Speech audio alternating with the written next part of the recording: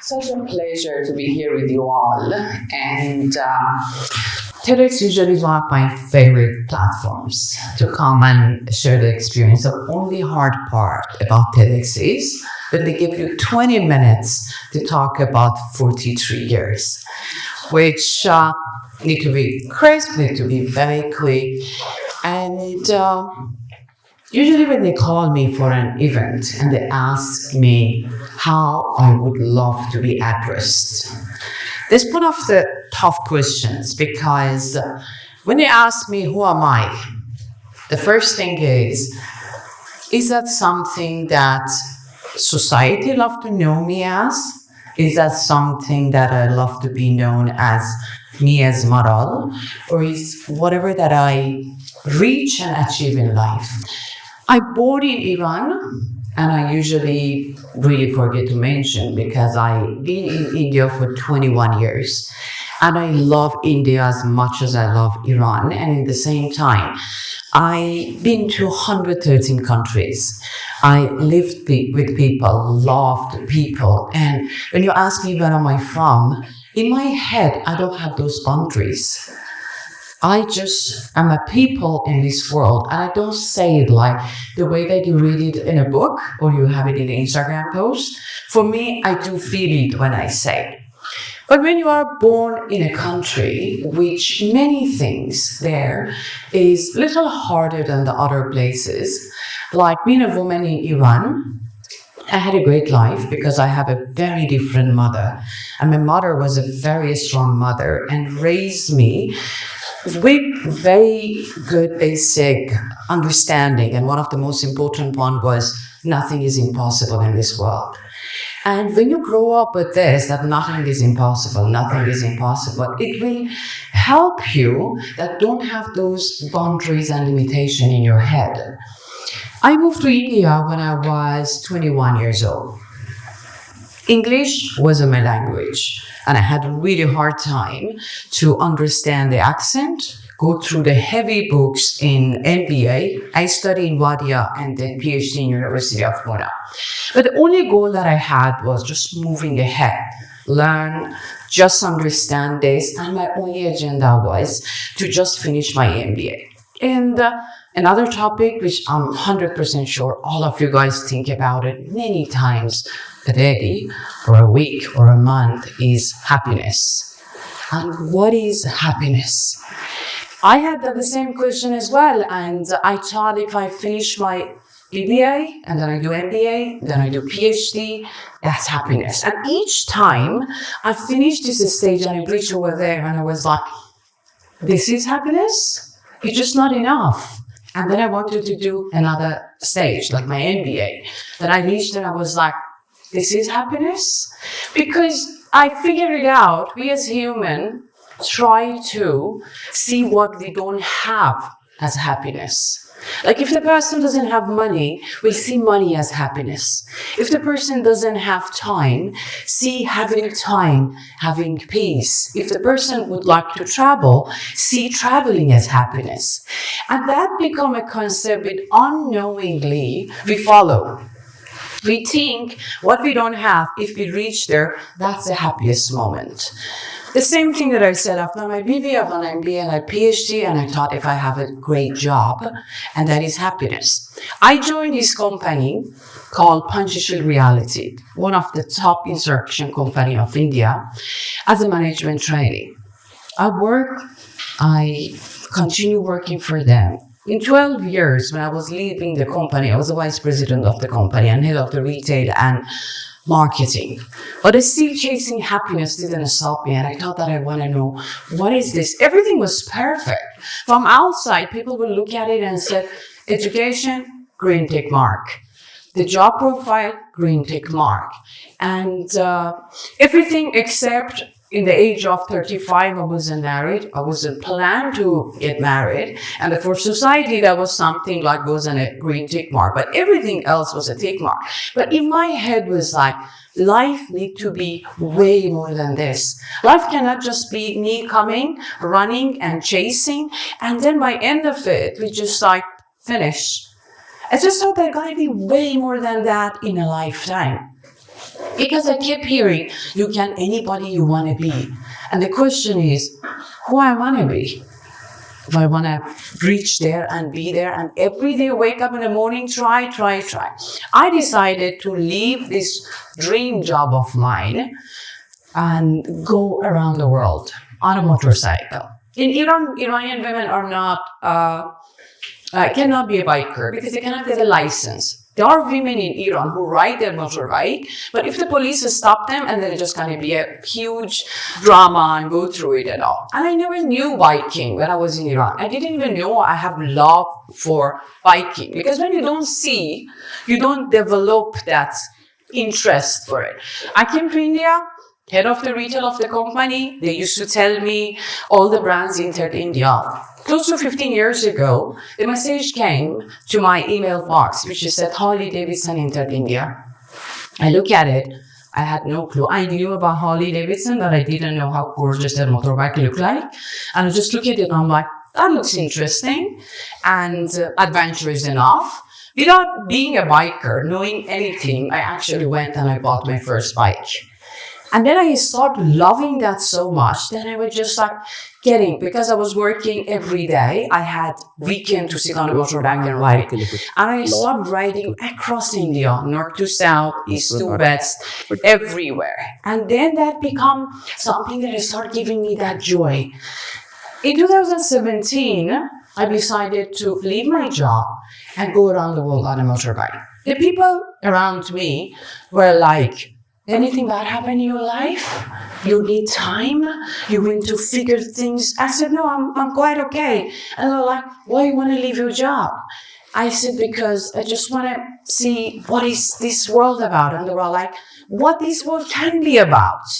I said, I want to find happiness. They said, happiness? What is happiness? You're coming to work, you're perfect, everything is okay. This is happiness. And I would keep repeating, happiness is within, happiness is within. And I said, I know, I heard it also, I read books as well. I know this is happiness, but I want to go and chase it. I've been offered more salary. I've been offered better places. I've been offered one of the most beautiful villas, which has been made by the company. It was gorgeous. And I was just saying, no, I just do not. I want to go to figure this out. Everybody asked me, what was the hardest experience in your world ride? And everybody expecting that I say, when I was on a motorbike, when I was pregnant, and there was just Africa.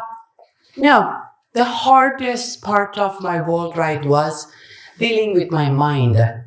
Before I go for a world ride, my biggest challenge was to have a control on my mind to doesn't change.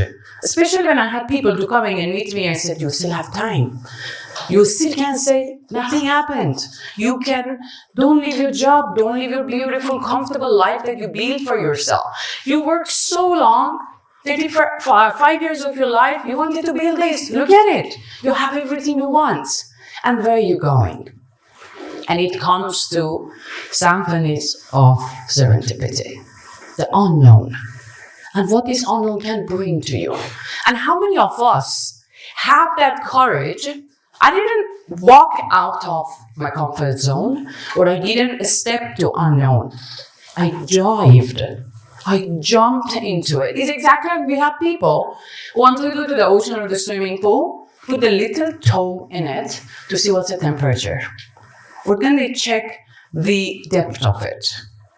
But I was a person, didn't check the temperature, didn't check the depth of the swimming pool or the ocean, and I jumped in. But the only thing was there, I didn't jump in not knowing how to swim. Then I jumped to the unknown. When I left, usually you will hear so many stories. Not everyone have that story, but so many of the stories. A woman or a man had a really difficult time in life, and then they see motorbike. And motorbike is a sense of freedom, is a sense of power, is a sense of giving the time to ourselves. And that's the reason anybody is a biker, they will be, you hear that they said, oh, it's freedom. I take it as meditation, because as soon as I put my helmet on, I'm in my own created world, And I start thinking about everything and flashback, and I do that. It just gives me a powerful, peaceful feeling. Okay, but then when you are a biker, and then these stories that anything happened to them and they just wanted to be biker and they wanted to have this time with them, I didn't have that. I didn't get divorced or didn't break up with my boyfriend or have a hard time at job. What happened was I was single, dating Alex, and then I told him I'm leaving. And he said, okay, and I just sat on a motorbike and I started. And all these symphonies start playing. I didn't know what was going to happen. I didn't know to be my husband now start following me. Flew to 15 countries once a month to meet me. He proposed to me before I entered Australia, which was absolutely, I wasn't expecting, because he knew I'm on a motorbike and I got to travel the world. He proposed to me and I said yes to it. And I got engaged in the first leg of my ride. Woman get married, a very good woman will just go back home with their family. One day after the wedding, I sat on a motorbike and I continued the ride. And then I said I will be back when the whole ride was finished. And the only thing that I was sticking to was my dream. That's the reason I request all of you guys, have a paper, write your dreams. Because when you have a dream in your life, then the guiding light will be there. Anytime you're getting lost, you know, like, okay, that's the direction I want to go. And don't stick to one dream. Because I had that issue as well. When you have a dream, you're like, oh, it's not big enough. It's not good enough. It's not. We are all changing. My dream as a baby girl, 2 years old, I have a 6-year-old daughter, her dream is amazing. Like when she was 1 year old, I was asking her, what is your dream? What do you want to have? Apple, mommy. I said, okay, having apple is your dream. Then you grow 5 years, 10 years, 15, 20, 30, 40, 50, 70, 80, 100. Your dreams can grow. Have it, your dream, find your way to that, and your brain said, congratulations, you've done it, you can achieve it. Then you go to the next one, and your brain said, amazing, you can do it. Then you go to the third one, and then you create that for yourself. Nothing is impossible in this world. The second unexpected happened in my world ride was, there was a human start growing in my belly. I started the toughest continent, Africa, pregnant. And now I had a choice to give it away to existence, because existence, it seems, just throwing everything at me to not achieve my dream. But that's what we think. When we want to achieve something, nothing can stop us. I spoke to Alex and I said, this is our baby, 50%, 50%. What is your take? And then he was like, you've been on a road for 1 year. You can take a decision. You can take it, do it. You can come back home. I give myself a deadline. Deadline is important because you don't, keep continue nagging about something. You will have a deadline, you achieve it, you finish it. I decided to continue. Selfish decision. I'm standing here now telling your story because I have a happy story which, with a baby, decided to go ahead. God was very kind to me, and at the same time, I prepared it. My speed was, I didn't go for high speed. My length was shorter. I sleep in a tent, cook my food, but I watch what I'm eating. I try to, in my level best, to do whatever that it is. And I had only one reason. I believe the happiest mother are the best mothers. I didn't want to look at my baby and say, oh, I always had a dream of being a mother. But then one dream was not finished, another dream was getting in. And I didn't want to look at my baby and say, Mommy loves you, but you're the reason Mommy couldn't finish the first dream. Mommy loves you, you're the world to Mommy, but I remember, if you weren't there, I could finish this world right. I decided, instead of putting all this blame on my child, I take it forward. I checked with my doctor, and it seems the crazy people find crazy doctor, because my doctor said, honey, go, he's fine. And I was like, really? He's like, yes. You've been on a motorbike for 1 year, you can continue. I continued my ride. I reached home 6 months and a week pregnant. I was so hard to even feel on a motorbike, and I ride the boat solo. I got back home, I gave birth to a baby girl, beautiful baby girl, which when you ask her now, Nafas is her name, which means breath. You ask her, Nafas, how many countries you been? She said, before birth or after birth? Before birth, 40, after birth, 16. This story, I want to give this stage to other beautiful speakers. But now we go back to the first question that I've been asked.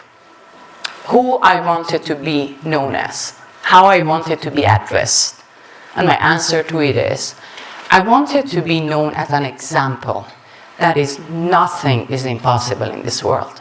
Because if an Iranian woman make her way to another country, beautiful country of India, learn English, finish her MBA, finish her PhD, work in a company as a management trainee, make it to the vice president of that company.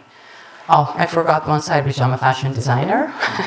And I launched my brand in Paris 15 years ago. And then I've been part of London Fashion Week, Rome, Milan, Dubai, and then India Showcase. And I do, now that's what I do. I'm a fashion designer, an accessory designer, and I do it by, different occasion and different thing. If I can do all this, go for a world ride, coming from a country that the women are not even allowed to ride a motorbike.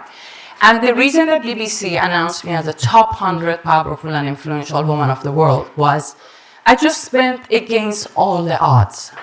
And this needed training. And the training gonna happen now.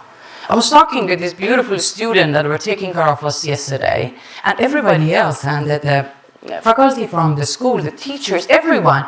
You have the world in front of you guys. You have time. You can plan and make whatever that you want to do. And my request to all of you is, pin your dreams down. And my wish is I attend each and every of you TEDx talk in the near future, because you have to live a life that's worth having this story. Anytime look back and say, what is my life story? Do I have a story to tell? And you have to have a story to tell, because otherwise you're wasting this time. Otherwise it doesn't make any sense. Live a life without regrets. Think if you're going to look back and live a life full of dreams and make it happen. We are here to just make something out of our life. Thank you. Thank you so much for being a great audience. Thank you. Thank you.